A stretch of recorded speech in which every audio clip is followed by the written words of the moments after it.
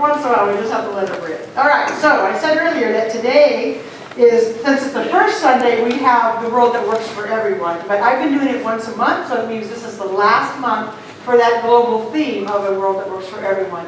We will remain in our own personal vision statement. It will stay there, but in terms of using it as a weekly theme, this will be the last time for it. It's interesting because the theme for this month brings it all the way back full circle to where this philosophy begins. Back to the beginning about the Spirit Almighty. So the phrase is, God, the living Spirit Almighty is all there is and is right where we are.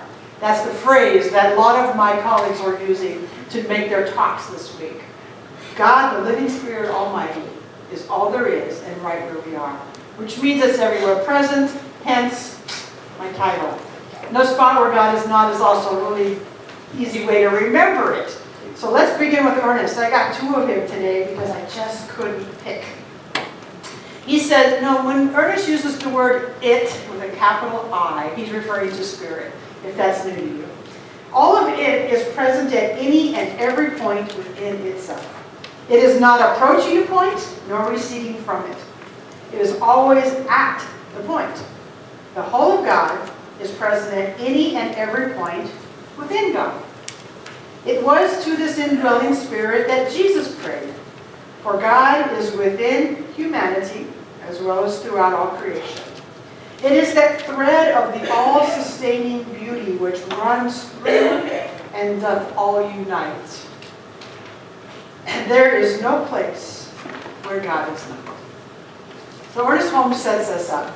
No place where God is not. All right, so every single one of these talks, I sit with the idea of no place where God is not.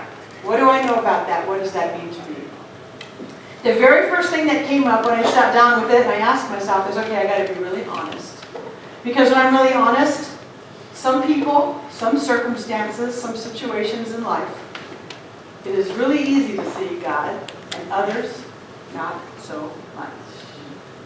Everybody has their people that kind of rub that way the wrong way. Everybody has their situations, and we all have different ones. But sometimes when things are rosy, it's like, okay, good, I can see God there. And when things are not so rosy in our life, it's like, where is God in this? And so if we're really honest with ourselves, our human experience has us sometimes thinking, I don't know if God's in that spot, whatever that spot may be. So just acknowledging that sometimes it's easier than other times. But then I started thinking, well, we teach oneness. So this idea of one God, it either is true or it isn't true. It can't be a little bit of both. Because if it is true, then it's all. It can't be broken up, you see. If you personally decide that that's a bunch of hogwash, that's your prerogative. You don't have to believe it one bit. I choose to believe that it's true. It makes the most sense to me out of any spiritual teaching I've ever looked into. So I believe in oneness. So that means it calls me to put my feet to the fire every single day and say, but do you really believe that? Can you see it here?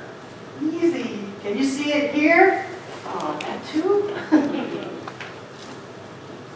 So if we're going to choose to believe oneness, then we get to do our daily practice of looking for it, deciding that it's true, practicing it, and living from that clarity the best of our ability every single day. And that's what this philosophy is all about.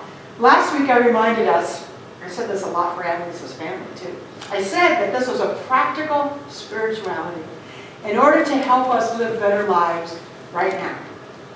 And I can remind us of that all the time. This is a very practical philosophy that says, how am I going to live this?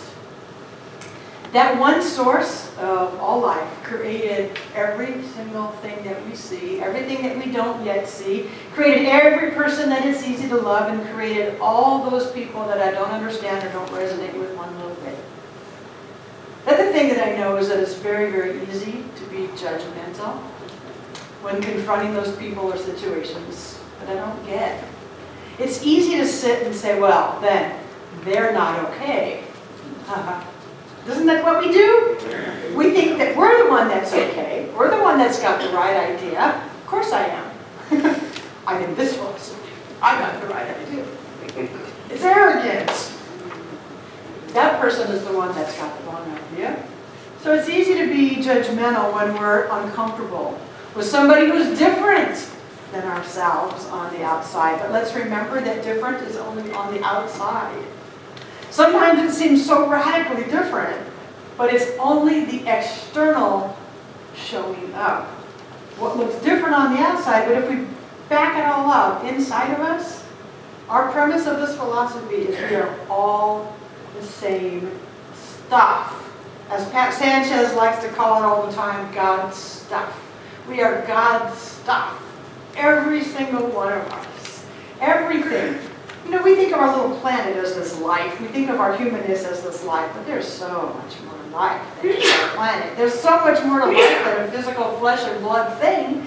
So when I talk about the bigness of life and all of its oneness, I gotta take my mind out bigger, further, expanded ideas beyond just our planet and beyond just humanity. So much more. We are all the same. The judgment, the conflict, the separation, the fighting of human beings has a really long history. It seems that humans have been at war with each other probably forever. Fighting ideologies and conflicts, it happens in our own families, for Pete's sake. If we find that it happens in our own little nucleus, how much more difficult is it to think of it as world peace? That history, that long-standing I'm right and you're wrong, seems to be part of our human condition. All right, well, maybe we can accept it as just that's part of who we are, but what do I want to do with it? So I want to share a story that probably everybody is familiar with on some level, but we're going to take the story even a little bit deeper. It's one of Jesus' parables, and it's the parable of the Good Samaritan. So if you haven't heard the story before, the basic premise of the story is that there was a man, a Jewish man, an Israelite, walking from Jerusalem to Jericho.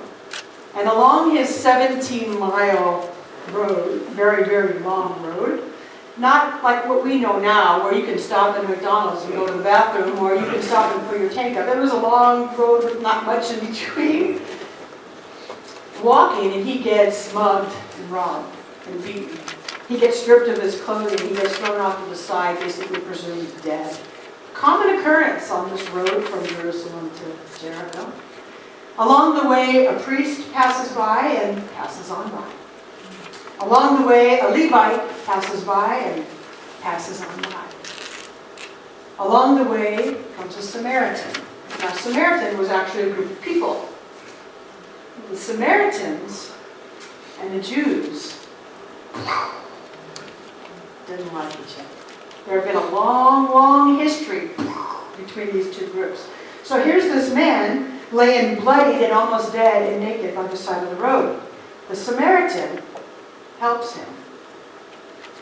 The Samaritan did not know what kind of person he was, because you know how you identified people back then? By their clothing. You could tell if somebody was a Jew or a Samaritan or somebody who came from Jericho. The different areas had different ways of dress. So the Samaritan had no idea who this person was. He was just a person in need. The Samaritan helps him. He poured two wonderful things on this man's wounds. Wine. Wine is an antibacterial. Finding out so is tequila. I've been reading stuff about it. It's a great probiotic. Dress the wounds with wine and with oil, because the wine killed the bacteria and the oil was a solvent on top of it.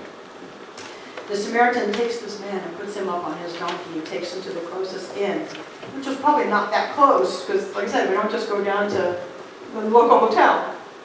He takes him to the hotel and he says to the innkeeper, I need to move on my way, but here's a little bit of money. Here's all I have. He gives him the money.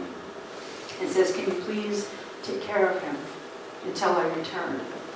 And when I return, I will pay you the rest of what I want to pay you. So this Good Samaritan, this Samaritan, was acting on behalf of another fellow human being, not knowing at all who he was. He was a Jew. So in the story, there's a couple of other interesting things that I've learned. One of them is that the priest who walked by lived under holiness codes. Things having to do with the words unclean